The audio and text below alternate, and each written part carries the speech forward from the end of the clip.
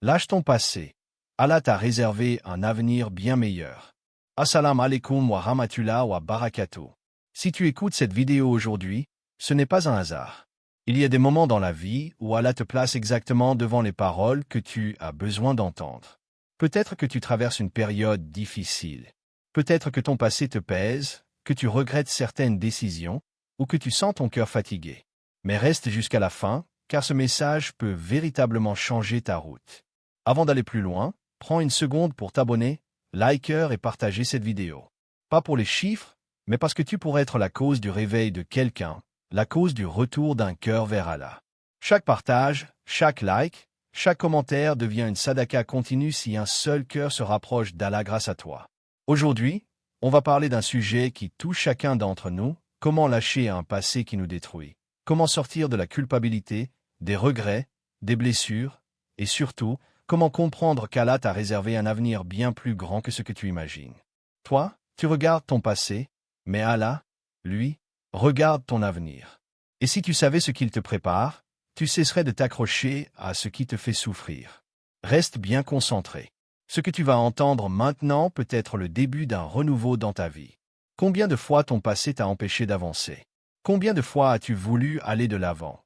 Mais les souvenirs, les erreurs, les regrets ou les paroles blessantes de certaines personnes t'ont ramené en arrière, comme une chaîne invisible qui t'empêche de bouger. Tu as peut-être déjà fait des choix que tu regrettes aujourd'hui. Peut-être que tu portes encore sur tes épaules le poids d'une relation qui t'a brisé, d'une faute que tu n'arrives pas à oublier, ou d'un échec qui t'a fait perdre confiance en toi.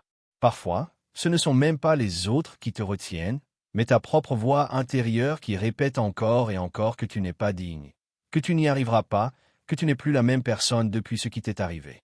Et pourtant, malgré ce passé qui semble te poursuivre, tu ressens au fond de toi l'envie de changer, de recommencer, de tourner la page. Tu veux avancer, mais quelque chose te ramène toujours aux mêmes souvenirs, aux mêmes blessures. Tu te demandes peut-être si tu mérites vraiment une nouvelle chance, si tu as le droit de laisser derrière toi ce qui t'a marqué, ou si tu dois continuer à porter ce fardeau. Mais voici une vérité que tu dois entendre, Allah ne te juge pas sur ton passé, mais sur ce que tu choisis maintenant. Ton histoire ne se termine pas là où tu as chuté. Elle commence là où tu décides de te relever. Tu n'es pas défini par ce que tu as fait, ni par ce que tu as perdu, ni par ce que les gens pensent de toi. Tu es défini par la sincérité de ton cœur et par ta volonté d'avancer vers ce qui est meilleur. Dans cette vidéo, nous allons parler de ce chemin. Nous allons parler de comment lâcher ce qui te retient, comment libérer ton cœur de ce qui te pèse, et surtout, comment comprendre que ce qu'Allah a préparé pour toi est bien plus grand que tout ce que ton passé peut enlever. Pourquoi le passé nous retient? Le passé ne disparaît jamais réellement tant qu'on ne décide pas de s'en détacher. Il se manifeste sous différentes formes, parfois claires, parfois subtiles, et chacune d'elles peut devenir une chaîne difficile à briser. Il y a d'abord les erreurs, ces choix que l'on a fait trop vite, sans réfléchir ou sous l'influence d'émotions fortes. Certaines erreurs nous hantent parce qu'on aurait voulu agir autrement, dire autre chose, ou simplement éviter une situation qui nous a blessés. Elles reviennent dans nos pensées au moment où l'on essaie d'avancer, comme pour nous rappeler que nous avons failli une fois et que nous pourrions faillir encore. Il y a aussi les péchés, ces actions que l'on sait avoir été mauvaises, injustes ou négligentes. Beaucoup de personnes restent attachées à leur passé parce qu'elles se sentent indignes, impures ou trop éloignées de la miséricorde divine. La honte devient alors un obstacle intérieur, un mur invisible qui empêche d'aller vers Allah avec sincérité.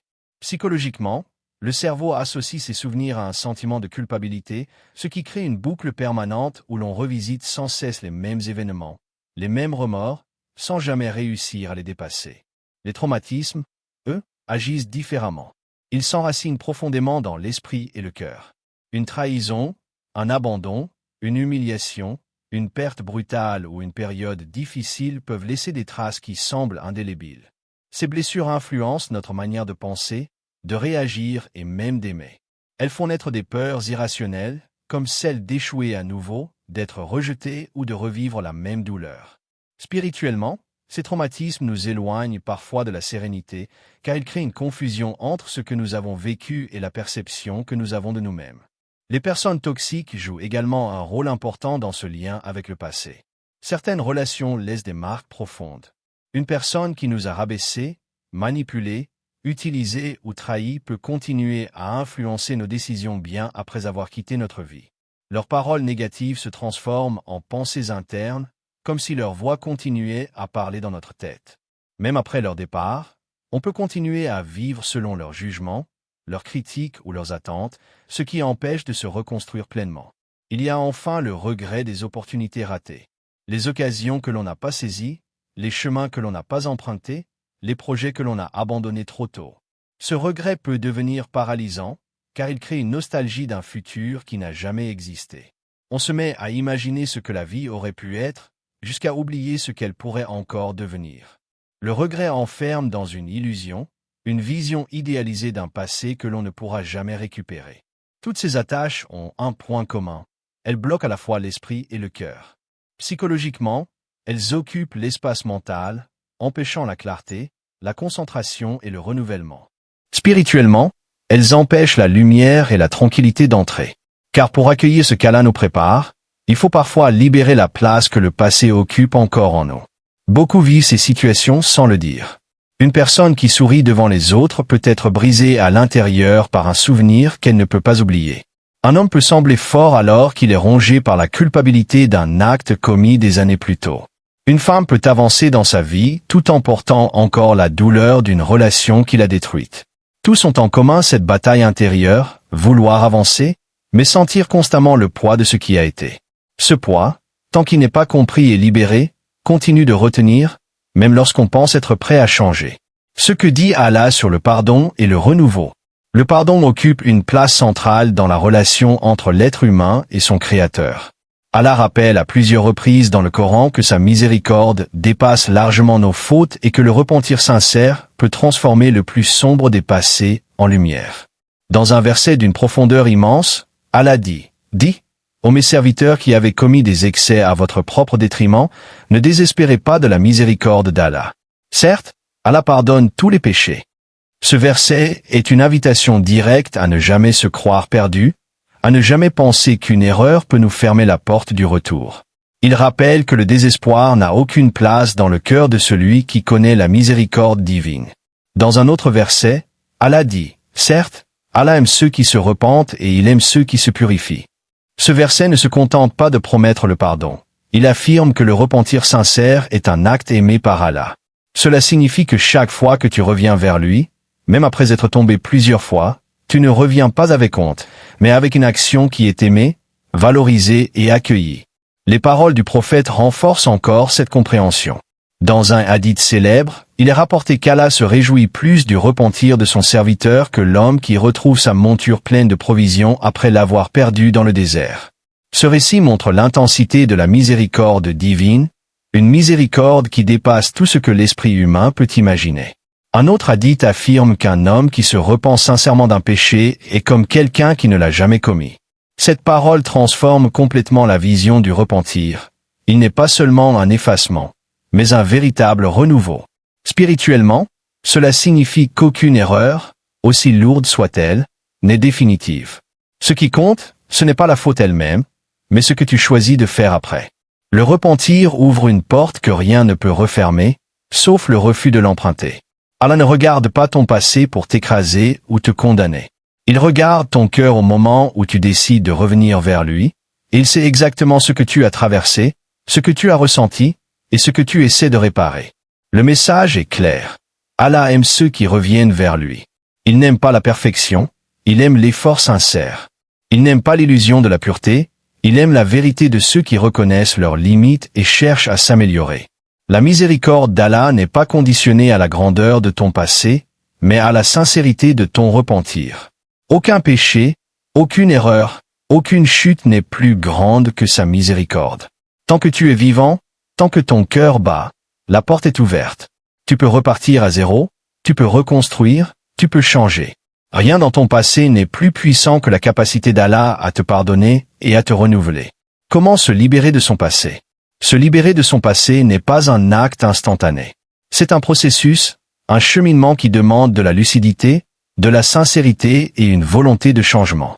Beaucoup restent bloqués non pas parce qu'ils ne veulent pas avancer, mais parce qu'ils ne savent pas par où commencer.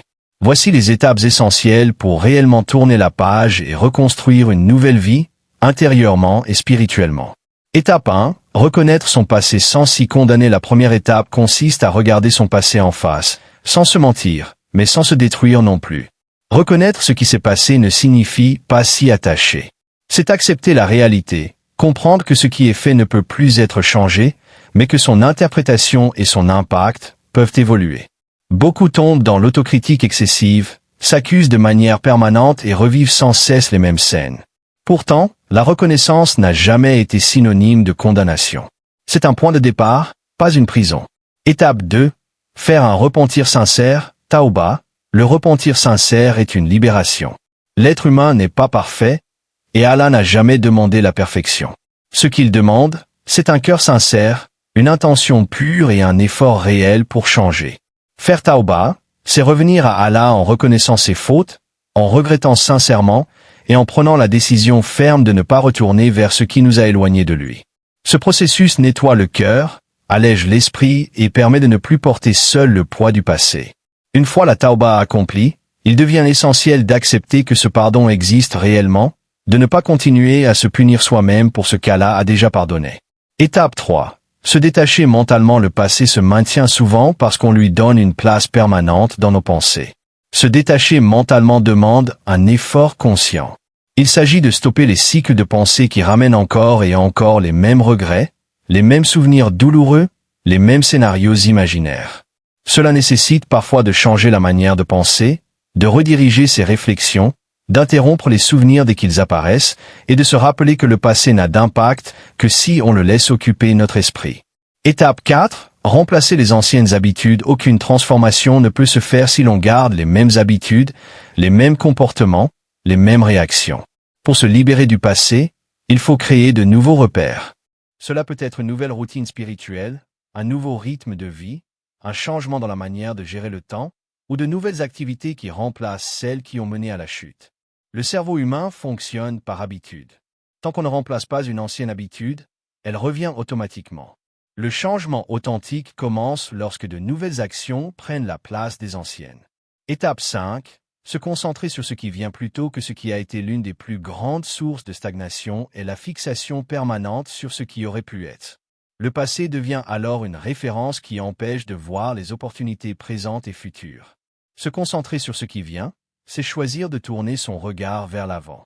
C'est apprendre à diriger son attention vers les projets, vers le développement personnel, vers la spiritualité, vers ce qu'Allah prépare. On ne peut pas avancer si l'on continue de regarder en arrière. L'énergie doit être investie dans l'avenir, pas dans les regrets. Étape 6.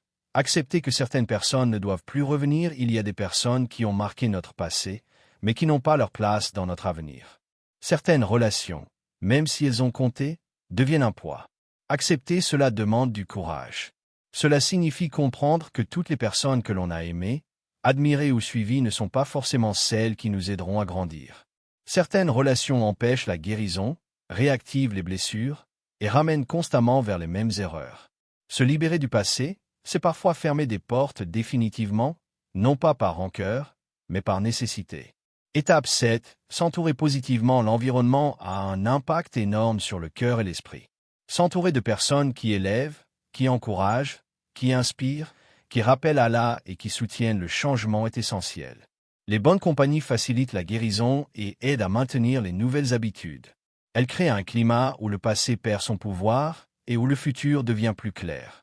Un entourage positif ne transforme pas seulement l'ambiance extérieure, mais aussi l'état intérieur. Se libérer de son passé est un processus qui demande de la patience. Mais chaque étape franchie construit une version plus forte, plus apaisée et plus sincère de soi-même. C'est un parcours qui mène vers la paix intérieure et vers une relation plus profonde avec Allah. Ce que Allah te prépare, espoir, avenir, bénédiction. Lorsque l'être humain regarde son passé, il voit principalement ses erreurs, ses pertes, ses déceptions et ses peurs. Il observe les cicatrices laissées par ses choix ou par les épreuves qu'il a traversées. Il se demande souvent si un avenir meilleur est encore possible ou si les dégâts du passé sont trop importants pour être réparés. Pourtant, ce que l'être humain ne voit pas, Allah le voit parfaitement. Là où toi, tu ne vois que ton histoire, Allah voit ton avenir, un avenir qui contient des choses que tu n'as jamais imaginées. Les plans d'Allah dépassent la compréhension humaine. Ce que l'on pense être la fin est parfois le début d'une transformation. Ce que l'on croit être une perte est parfois une protection. Ce que l'on pense être une punition est souvent une purification. Plusieurs personnes ont vécu des périodes très sombres, des moments où tout semblait s'écrouler. Elles ont perdu un travail, une relation, une opportunité, ou parfois même une stabilité qu'elles pensaient durable.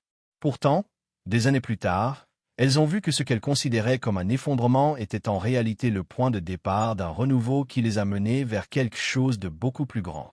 Imagine quelqu'un qui pensait avoir tout perdu après un échec important. Il croyait que sa vie n'aurait plus de sens, que plus rien ne pourrait s'améliorer. Pourtant, cet échec l'a poussé à aller vers un chemin différent, un chemin qu'il n'aurait jamais envisagé. Ce nouveau chemin lui a offert une stabilité, une paix et une force intérieure qu'il n'aurait jamais connue s'il était resté là où son passé le retenait. Il ne savait pas ce qu'Allah préparait pour lui, mais les événements Y ont doucement guidé. Une autre personne a peut-être vécu une relation difficile qui l'a blessé profondément. Elle pensait que cette douleur durerait toute sa vie. Pourtant, cette rupture lui a permis de se reconstruire, de comprendre sa valeur et de rencontrer plus tard une relation saine, stable et sincère, qui a apporté dans sa vie une paix qu'elle n'avait jamais connue. Ce qu'elle croyait être une fin définitive n'était en réalité qu'une étape qui la préparait à quelque chose de meilleur. Ces histoires, même si elles ne mentionnent personne en particulier, reflètent ce que beaucoup ont vécu. Elles montrent une vérité simple: l'être humain voit ce qui est devant lui, alors qu'Allah voit ce qui est au-delà. Toi, tu vois les conséquences de ton passé, mais Allah voit les fruits de ton futur. Tu te fies à ce qui a été, mais Allah te guide vers ce qui sera. Et ce qui sera peut contenir une sagesse, une paix, une réussite, un bonheur ou une bénédiction que tu n'aurais jamais imaginé. C'est là que le tawakkul, la confiance totale en Allah, devient essentiel. Avoir confiance, ce n'est pas seulement dire que tout ira bien. C'est accepter que même si tu ne comprends pas aujourd'hui, tu crois qu'Allah sait mieux que toi. C'est avancer en sachant que ce qui t'attend ne dépend pas de ton passé, mais de la sagesse divine. C'est déposer tes inquiétudes entre ses mains et marcher avec sérénité.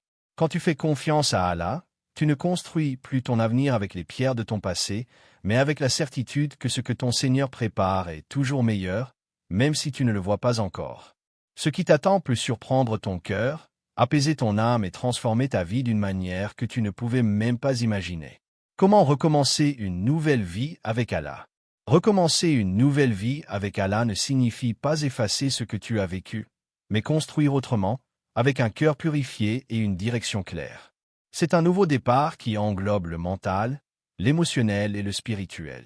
Ce processus n'est pas instantané. Il se construit jour après jour, à travers une routine, des choix et une intention sincère. Cela peut se faire en observant son comportement. Suis-je plus patient qu'avant, moins sensible aux provocations, plus constant dans mes prières, plus apaisé intérieurement? La progression ne se mesure pas par la perfection, mais par la répétition d'efforts sincères. Certains écrivent chaque soir ce qu'ils ont accompli, ce qui les a perturbés et ce qu'ils souhaitent corriger. D'autres préfèrent évaluer leur journée en silence avant de dormir, en se demandant s'ils se sont rapprochés ou éloignés de leur objectif. Recommencer une nouvelle vie avec Allah, c'est accepter que chaque journée peut être une pierre posée dans la reconstruction de son âme. C'est avancer, même lentement, avec conscience et sincérité. La transformation profonde ne se fait pas en un instant, mais dans l'accumulation de gestes simples, de pensées plus justes et de choix plus alignés avec la foi. C'est ainsi qu'une nouvelle vie prend forme, stable, apaisée et tournée vers Allah. Tu as vu que ton passé, aussi lourd ou compliqué soit-il, ne doit pas définir ton avenir. Il peut t'avoir marqué, mais il ne doit plus te diriger. Tu as compris que les erreurs, les épreuves et les regrets ne sont pas des chaînes destinées à t'enfermer, mais des expériences qui peuvent te guider vers une version plus forte, plus sage et plus sincère de toi-même. Allah ne t'a jamais demandé d'être parfait, mais d'avancer avec un cœur sincère et une volonté réelle de changer.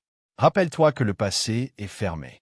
Tu ne peux plus y retourner, tu ne peux plus le modifier, mais tu peux décider de ne plus le laisser guider tes pas. L'avenir, lui, est totalement ouvert. Il t'attend, et il contient des choses que tu ne peux pas encore imaginer. Peut-être que tu crois que ton histoire est trop compliquée, que tes erreurs sont trop grandes ou que tes blessures sont trop profondes.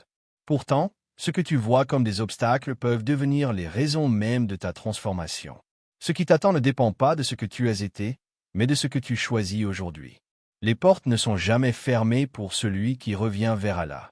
Chaque effort, chaque repentir, chaque pas vers le bien est vu, entendu et accompagné. Tu n'es pas seul sur ce chemin. Même si les autres ne voient pas ce que tu traverses, ton Seigneur, lui, voit tout, sait tout et connaît la sincérité de ton cœur. Alors avance. Tourne la page avec confiance. Lâche ce qui te retient et prends la main d'Allah dans ton cœur. Le meilleur ne se trouve pas derrière toi, mais devant toi. Et ce qui t'attend est bien plus grand que ce que le passé t'a laissé. Si tu es encore ici à la fin de cette vidéo, sache une chose, ton passé ne définit pas ta valeur, et encore moins ton avenir. Allah n'attend pas de toi la perfection. Il attend ton effort, ton retour, ton intention sincère. Le passé est déjà écrit, tu ne peux plus le changer. Mais ce qui t'attend, ce qui peut encore être construit, est entre tes mains aujourd'hui. Ne laisse pas les regrets t'emprisonner. Ne laisse pas les erreurs te faire croire que tu n'as plus d'avenir.